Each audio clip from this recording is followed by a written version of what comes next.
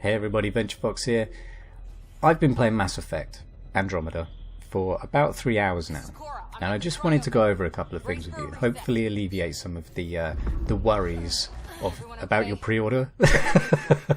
Okay, so far you've probably seen that there's a lot of issues online with the character animations, and they're not entirely wrong.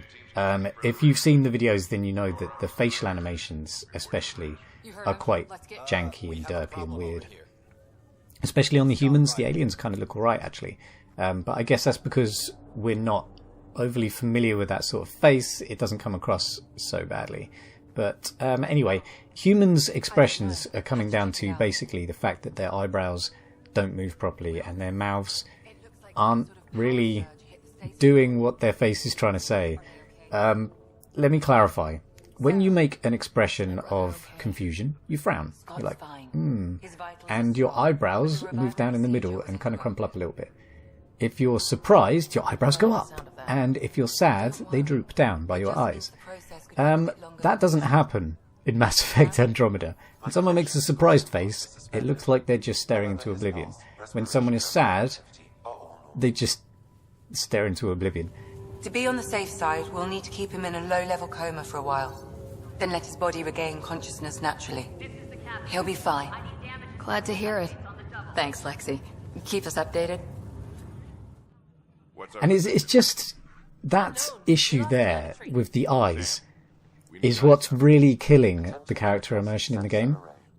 It's not killing the game entirely, just the character immersion in that scene when it happens, and it doesn't happen all the time. Don't be pulled into this internet meme fest where you think, wow, all the conversations in Andromeda are going to suck from beginning to end, because that's not actually the case. A lot of them are actually very well done. They're very accomplished. It's only the in-depth cutscene-y parts where it zooms in on the faces that you have a chance of that happening. Normal conversations are mostly pictured from just behind the character's right ear, and you're just looking at a normal character from within the game, so you don't really get that issue. But when you get this weird eyebrow thing, and their eyes just kind of suddenly wander off towards the ceiling and then back towards the floor, and then they're looking at something else over to the right, and then they never actually seem to look at the character that they're talking to, it kind of just breaks that character immersion. It's not a game breaker, honestly, because it just doesn't happen so often that you want to tear your eyeballs out and throw them on the floor so you never see it again. It's just that it's there, and if you are only buying the game so you can have these full character immersion points all the time, if that's the only reason why you want it, it's just for the storyline where you just want to go to the station and just talk to people all day, you're probably going to have a big issue with it. It's going to probably break the game for you, to be honest. If you're not, if you're in the game for the combat, the overarching storyline, the enemies, the vehicles, the planets, and the big Mass Effect feel, then I think this game is still going to be a massive game for you this year. It's fantastic in all of those aspects. First of all, I'm just going to talk about the setting. As you probably already know, Mass Effect Andromeda is set in the Andromeda Galaxy, which is a 600-year journey away from where we are now, and 2 million light years. 100,000 citizens set off. That's 5 ships from all the different species and races. Your ship has 20,000. When you arrive, everything's fucked up. That's the pretty much overarching storyline of it, is that everything is completely gone to shit. Nothing is at all as planned. All the planets that you think you're going to go to are all shit. And your main station, the thing that's supposed to have been built by the time you get there, is kind of in disarray. It's not really working. No one else has turned up but you. So we're missing 4 arcs. And that's where the storyline starts. Your first tutorial mission basically takes you down to a planet where everything, again, goes to shit. And you make contact with this first alien species that are very warlike and want to kick your ass. And I'm not going to go any more into it than that. There's something that happens on the planet which kind of turns everything around for your character and makes it a very personal mission. And you get put in a position of being like the lead pathfinder for the whole entire expedition. And that is kind of why your character is so uncomfortable and out of place, and why you don't really know what you're doing. So that sets it up very nicely for you as a gamer to learn and progress as you go through and sort of become that person. And that works really, really well. There's a fantastic character in it called Sam, who is not the ordinary character, but links in with your character very, very tightly and becomes like, I don't know, almost like a Jarvis to an Iron Man. Let's put it like that. He's your sidekick, and he's always going to be there for you. And that's kind of cool. That's new to the Mass Effect, where you have this constant character in your ear. And you don't kind of get to swap him out, unlike the others, where you get a whole team. I would say that probably out of the first 3 hours, Liam is the most promising character for me. He's the guy in your group who hits hard. He's like the raw soldier who's like a cop back home. And his facial animations, for some reason, are much better than everybody else's. I don't know who animated him specifically, but he has far less issues than the other characters. So far, I'm sort of attaching to him a little bit more than the others, which is kind of cool. I've been playing Sarah, the female main character, and so far, she's cool. I like her. She is a really cool character. I haven't tried her brother, who, if you don't choose him, he kind of ends up staying in cryosleep. So you only pull one of them out of cryosleep at a time. And it's good. I like the setting so far. The setting is really great. So graphically, I've been playing the game on PC for these 3 hours, and a very old CPU in my computer. I don't know if you know, I've got a 3570K i5 processor, which is like 3rd generation i5, so it's quite old now. It's about 4 or 5 years old. But I've also got 16 gigabytes of RAM and an NVIDIA 1070 6GB Founders card. And the game runs in Ultra at 1080p at over 60 frames per second with no judderiness or slowdown or anything. So it's very well optimized, and it does look fantastic. I mean, graphically, the game is as good as you could possibly want them to be right now. There's nothing where I feel like they could have done better. And I think that's really good. Honestly, I think that's about as good as you can get. I mean, I'm going to get it on PlayStation 4 because I want to stream it. So I think graphically, the stuff that you're seeing behind me, it doesn't make sense, but the stuff that you're seeing on screen now is not going to be as good as what my is going to be a lot better, than what my stream is going to come out as, or my videos from now on, because I'm going PS4. But apparently there's good feedback from PS4 as well, so I don't think it's going to be a massive, huge difference.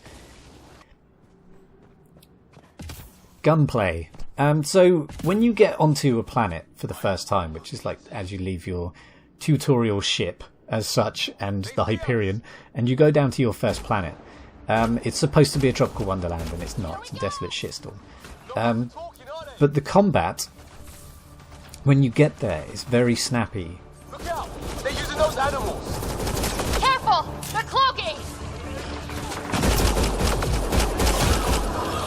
This is for Kirkland! You hanging in there? Don't worry about me! The character moves around and runs just like in, say, Dragon Age Inquisition, which is not necessarily a good thing. Your character kind of gets caught up on all of the little rocks and stuff. And if that was in Mass Effect 1 through 3, it would be a complete game breaker. But as it is now, they've added a jump mechanic, which is like these little thrusters and boosters all over your suit that allow you to jump over terrain and vault over terrain and stuff like that, which kind of saves it. It can still get a little bit annoying, but generally it's not that big a deal. You just end up jumping everywhere, which is a good and a bad thing. I mean, if you see some of the gameplay on screen, you'll realise that there's an awful lot of jumping involved, and you kind of have to do that just so you don't get caught up on things. The cover system works, but when you drop into cover, which is an automated thing, you just drop in. If any of you've played, say, Ghost Recon Wildlands, you know what I mean. Dropping into cover like that, with no button to get in and out of cover, is a kind of risky thing, because it'll put you in cover maybe when you don't want to be, or it'll bring you out of cover when you just want to sort of move behind the cover slightly. And one thing that I did find was that I always seem to be firing from my right shoulder. So the gun would always be on the right side of my character. So if you dive into cover with the open cover on your left, it becomes really annoyingly difficult to shoot. It's not a game breaker, again. It's just one of those things where you learn to pick your cover. And there probably is a button to swap shoulders, as there is in The Division, where you just press shift. But it wasn't made very obvious. So I'd have to look into that. But honestly, it's not a game breaker. It does still feel very natural. It does still feel very fast-paced. And it's much, much more snappy and fast-paced than the original games. Okay, so the HUD, inventory system, skill system and so forth has been getting some hate recently from a couple of reviewers. And others just haven't really mentioned it, to be honest. It's not bad. It's very console-y. Everything requires shoulder buttons or a Q and E key to tab between all the different tabs. Whether you like that or not, I don't know. I mean, on the PC you can use the mouse pointer, which makes it bearable, but not brilliant. Simply because it is very console-y. It's pretty, so that's a good thing, and your main like shield and vitality information and so forth is in the middle of the screen. All your stamina and stuff is all in the middle of the screen at the bottom. It's very easy to see. Nothing really gets in the way. It's not like hundreds of pop-ups and stuff all the time. You're not always pressing escape to get out of things. So I don't really see any issue with the HUD personally. The map is crystal clear and easy to see. The inventory is good.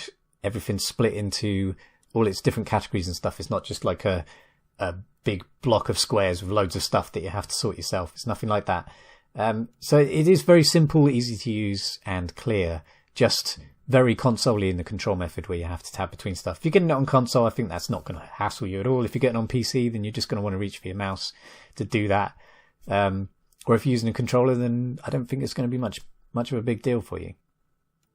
Okay, so in summary, guys, I just wanted to touch on a few things and give my impressions. Honestly, I am very impressed by the game. I really, really enjoyed the ground combat.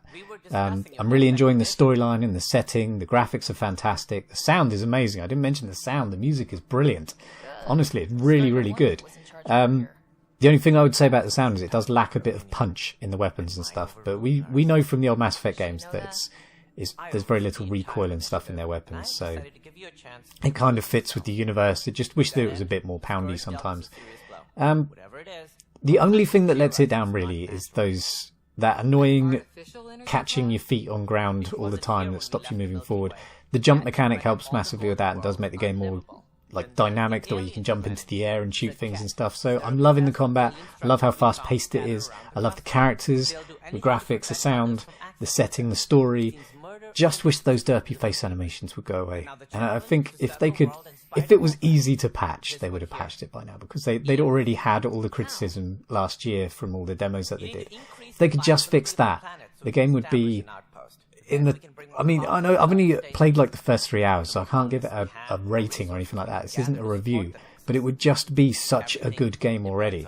I hope, obviously, that the storyline continues on in the same vein that it has so far, and it just ends up being this epic Mass Effect storyline that we all want.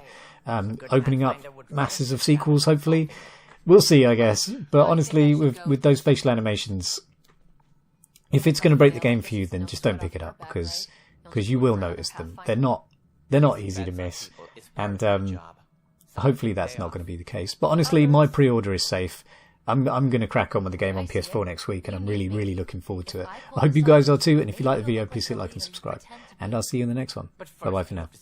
Look around at your achievements, and if you have any questions, my door is always open. Founder Garson's office is located at Workspace Not Allocated. Please select a topic. What happened?